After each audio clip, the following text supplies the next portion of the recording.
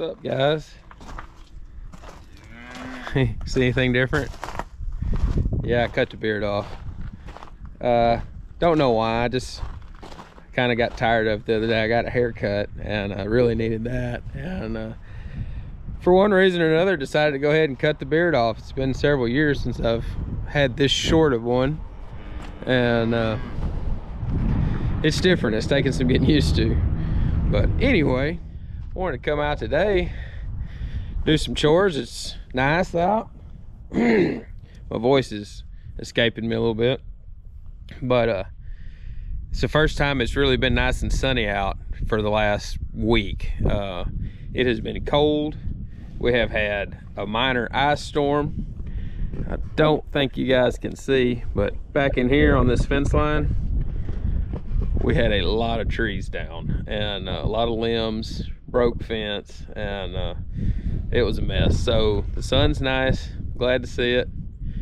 Come out today, gonna check on the little ladies here, see how they're doing, and do some work on the old F-250, try to get it put back together, and go from there. Check these girls out. How you doing, Sky? You want a treat? Yeah. Oh, yep, there you go. Yeah, you like that? You girls love your treats. Everest, you like yours? No, you don't eat the camera. You gotta watch them, they'll nibble your fingers. Who else wants a treat? Anybody else want a treat? Come on there, number 12, you want one? No. All these out here, they're new here. They hadn't been around long.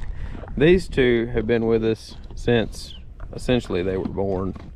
So they love their treats. This one here, she was one of our bottles calves from last year, and she loves her treats too. Her name's Edie. Yeah, you like your treats, Edie? Another one? These are actually molasses treats for horses, but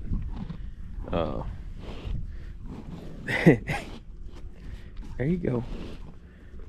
Jeez, you gotta watch it, they'll nip your fingers. So they're all looking good. We'll go through and check out their hay situation, see how it's going.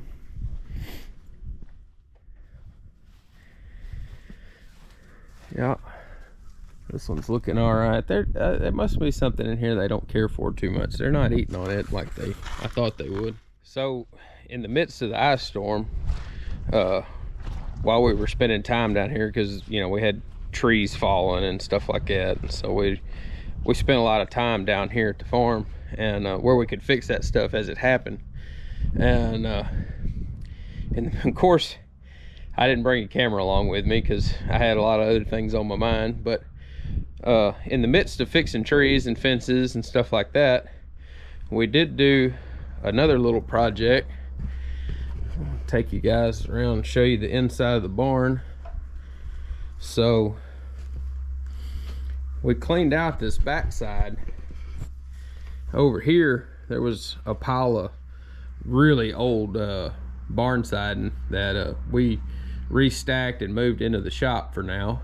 And this wall over here, there actually used to be a wall there, and I had torn it down because it was falling apart and rotten, and so we rebuilt that. And all this 1x material you see here on the bottom, we cut off the sawmill. And I will at some point I will get the sawmill videos up.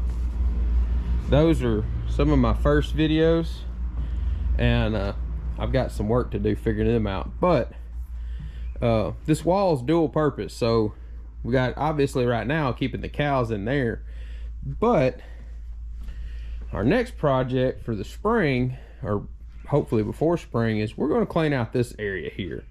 And a lot of this wood down here is junk, but a lot of it's good. So some of it we're going to save and use on the barn.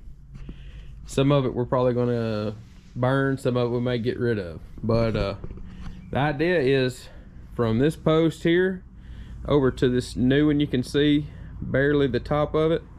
I'm gonna put another wall in there, and this little area here is going to be our starter pig pen. And we're planning on buying some starter pigs, meat pigs, here pretty soon. So, and that won't be, I don't think that's going to be something that we put out to sell or anything like that. We eat a lot of pork, and in the past couple years I've always been a beef guy. I was like, oh yeah, steak. And don't get me wrong, I love a good steak, but past year or two I really kind of come to realize that I really like pork too, and good pork chop hard to beat. And so we're going to get that lined out for some pigs, and kind of try that out. We've never had any pigs. Some of my family had some when I was younger. I mean, real young, like 5-6 years old, so I don't really remember much about it. So that'll be another adventure. Well, this is my main project that I got to do today, and I don't really intend on making a video series out of this because I've already started on it. But as you guys can see, we're missing some parts, and that's highly unfortunate. Now, what happened here, this is a 2000 model F-250 Ford 5.4 liter gas burner, which, in case you were wondering, is the most anemic V8 ever put in a Super Duty. But the thing has like 250,000 miles on it, and this is the first time the engine's ever been opened up, so I can't complain too much, although it doesn't take much of the sting out. So what happened to it? Well, there is an oil passage on the passenger side. It's at the rear of the head that goes up from the block and feeds the cam, timing chains, the lifters, whole 9 yards. And at idle or with no engine load on it, even at RPM, it wouldn't leak at all. But as soon as you would get a load on the truck, cylinder pressure would increase enough that it would lift that head just enough where that thing would pour oil out of the back of the head. And I mean, like, if you're pulling a trailer, like, you could pour out a couple quarts in like 15 miles. It's ridiculous. So I debated around on what to do with it. The truck's in good shape. I mean, it's got 250,000 miles on it, but it drives great. It was running great, you know. Didn't really see any reason to not fix it. I did debate on maybe getting a whole nother crate engine and just dropping a new motor in it, but I thought, well, you know, I've known this truck since it was brand new. My father bought this truck brand spanking new off the lot in 2000.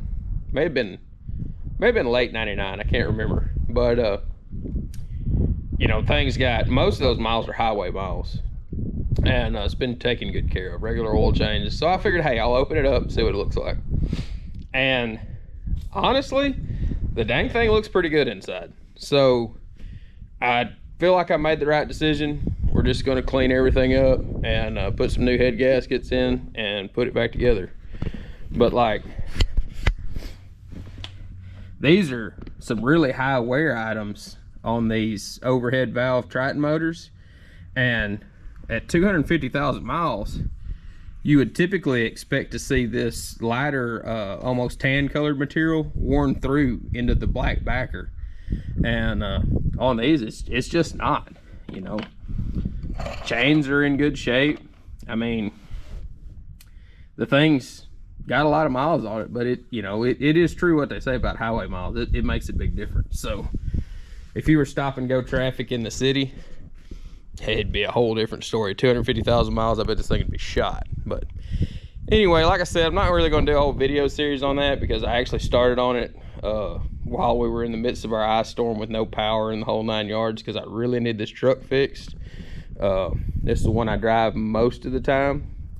The white flatbed out there, that truck's actually an F550 with a 6-liter power stroke in it, and it's been a good truck. but it gets absolutely terrible fuel mileage. And I don't know if you guys have noticed or not, but fuel's somewhere in the neighborhood of $4.50 to $5 a gallon pretty much everywhere. And that truck gets 10, 11 miles a gallon.